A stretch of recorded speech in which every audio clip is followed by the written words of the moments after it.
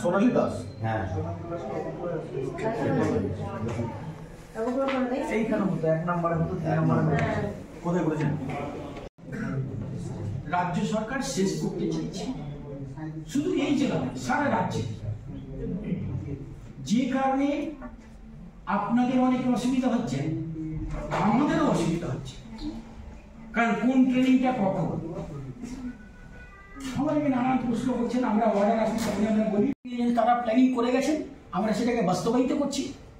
আবার আমরা যেটা তৈরি করছি এই 24 এপ্রিল 1 এপ্রিল থেকে শুরু হবে, 25-31 মার্চ শেষ হবে, তাই তো? তা সেই আজকে পরিষেবা কি কি দেবেন, কি কি দেওয়া যেতে পারে, আমাদের জেলার একজন প্রতিনিধি আছেন, উনি নাম দিয়ে বেশ আসছি।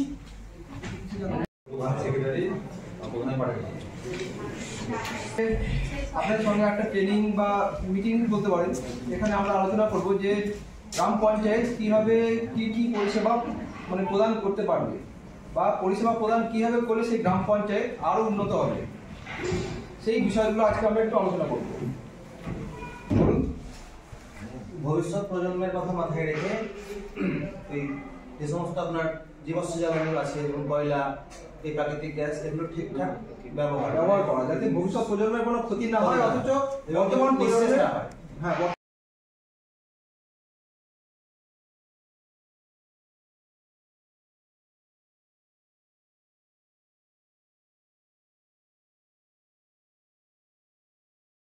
একটা গ্রাম পঞ্চায়েতের উন্নয়ন করার জন্য আমরা এখন দেখছি যে 9খানা থিম আছে বা 9 রকম ভাবে করা যায়, এগুলো সম্বন্ধে আগে আলোচনা করা হয়েছে এমনিতে। তো তার মধ্যে 8 নম্বর যেটা হচ্ছে সেটা হচ্ছে ভিলেজ উইথ গুড গভর্নেন্স বা সুশাসন সম্পন্ন গ্রাম পঞ্চায়েত। আমাদেরকে বা পঞ্চায়েতকে এমন ভাবে চলতে হবে যেখানে প্রত্যেকটা মানুষের মানে উপকার হয়। এসব করার জন্য যে 8 নম্বর পয়েন্টটা আছে সেটার দিকে আমাদেরকে সবসময় ফোকাস করতে হবে। তো সরকার এই সুশাসন সম্পন্ন গ্রাম পঞ্চায়েত তৈরি করার জন্য কতগুলি দিকে মানে নির্দিষ্ট করে ধরে দিয়েছেন। তো উনি 30টা প্রোডাক্ট সম্বন্ধে জানেন না, কিন্তু ওনার যেটা দরকার সেটা উনি জানেন যে আমি এই ওয়েবসাইটের মাধ্যমে আমি এটা জানতে পারবো। তো উনি হয়তো সেই ওয়েবসাইটে ভিজিট করবেন সাধারণভাবে, তো এনআরই দিয়ে, তো এনআরই দিয়ে সে কত টাকা পাচ্ছে বা কি কাজ চলছে সেই পঞ্চায়েতে, সে কিন্তু সেই পোর্টালটা ঘুরে কিন্তু সব ডিটেলস পেয়ে যাবে। তো এরকম ভাবে গ্রাম পঞ্চায়েত কতগুলি পরিষেবা অনলাইনে দেওয়ার ব্যবস্থা করেছে। তো যেগুলো অনলাইনে দেওয়ার ব্যবস্থা করেছে মানে সরকার থেকে, তো সেই পঞ্চায়েতে সমস্ত মানুষই কিন্তু সেই পরিষেবা সম্পর্কে জানতে পারছে। মানে এখানে একটা স্বচ্ছতা চলে আসছে যে পঞ্চায়েত কতটা কিভাবে কাজ করছে। সেটাতে ডিজাস্টার ম্যানেজমেন্টে সিগনিফিকেন্স দিয়ে ধরা যায়। সেটা গত বছরে আমরা সাপ্লিমেন্টারি প্ল্যান করে ডিজাস্টার ম্যানেজমেন্ট যখন হয় ওই হ্যাঁ এখন আছে ওটা, কিন্তু আগে যখন ওই একটা ডিজাস্টার ম্যানেজমেন্ট প্রয়োজন হয়েছিল আমরা সাপ্লিমেন্টারি করে প্ল্যান করে সে টাকা পেমেন্টও করেছিলাম, কাজও হয়েছিল। আমি কি টাকা ধরতে পারি? আমি উনি বললেন ব্লক কিংবা জেলা বিপর্যয় হলে আমরা কিন্তু ওপরের মুখাপেক্ষী হয়ে থাকি, কিন্তু এমার্জেন্সি আমার যদি সাধারণ সভা, অর্থ উপসমিতি এবং সংসদ সভা, গ্রাম সভা থেকে অনুমোদিত হয়ে থাকে একটা টাকা অ্যামাউন্ট প্রমাণ থাকে, তবে কিন্তু আমরা সেই সিদ্ধান্তটা নিতে পারবো। সম্পর্ক স্থাপনের ব্যবস্থা করা।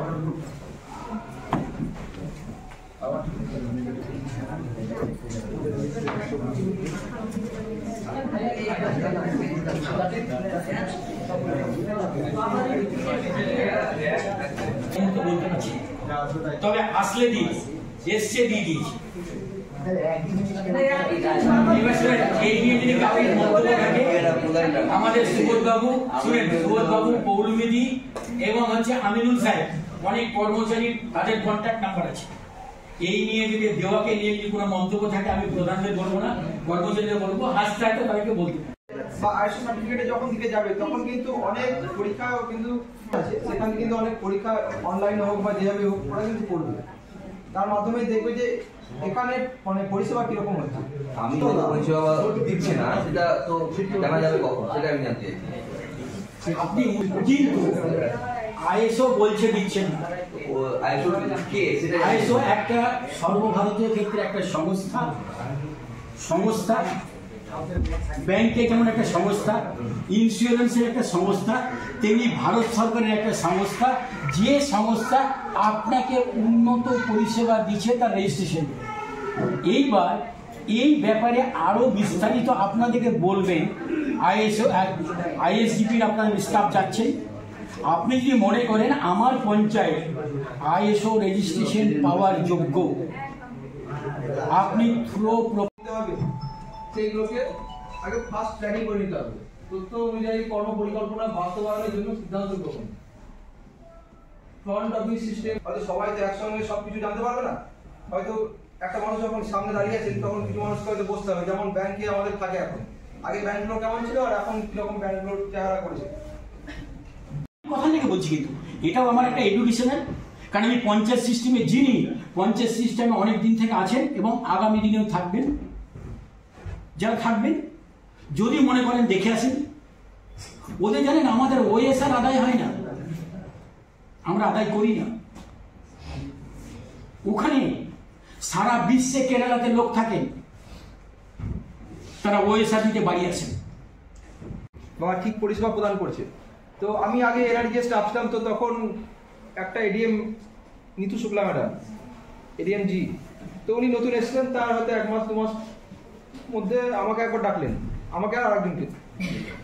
তো উনি জিজ্ঞাসা করলেন যে এই মাসটা আমি দেখবো, বুঝবো, জিও ট্যাগিং এর পাসওয়ার্ড নিলেন, ইউটিউবে দেখালাম, তারপর জিও ট্যাগিংটা দেখাতে যাচ্ছি, একটা র্যান্ডম একটা পঞ্চায়েতের জিও ট্যাগিং এর ছবি দেখাতে গেলাম, তো কি স্কিম ছিল মনে নেই, তো ছবিটা দেখছি হাতে করে এরকম একটা চিরকুটে কি একটা লেখা আছে, সেটাকে জিও ট্যাগিং এর ছবি তুলে আপলোড করে দিয়েছে।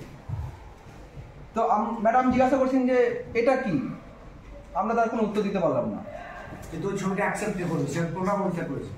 হ্যাঁ, ছবিটা তো পঞ্চায়েত থেকে ছবিটা তুলে সেটা যেই হোক অ্যাকসেপ্ট করেছে, অ্যাকসেপ্ট তো প্রোগ্রাম অফিসার করবে, প্রোগ্রাম অফিসার করেছে, ঠিক আছে। আমি বলছি আমি রাজনীতি চলছে, আমি তোমাকে দেখছি আগে খান আপনি সবাই কাছে না রাজনীতি ব্যাপার খাইতে ব্যাপার সবার আছে মেলা ব্যাপার আছে বাবা ভিতরে যে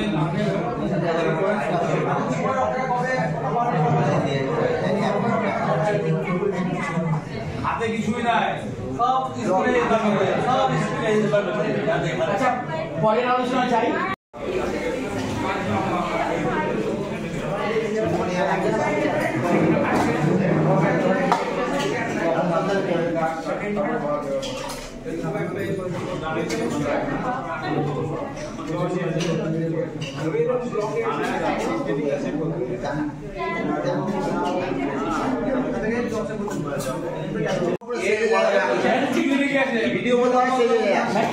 কিন্তু আমি বলছি উনি হয়তো ভাবছেন প্রধান আটকাতে পারবেন না, আস্তে আস্তে পরিবেশটা তৈরি শুনে অদূর ইন্টারেস্ট আছে পঞ্চায়েত বাইরে গেলে ভালো।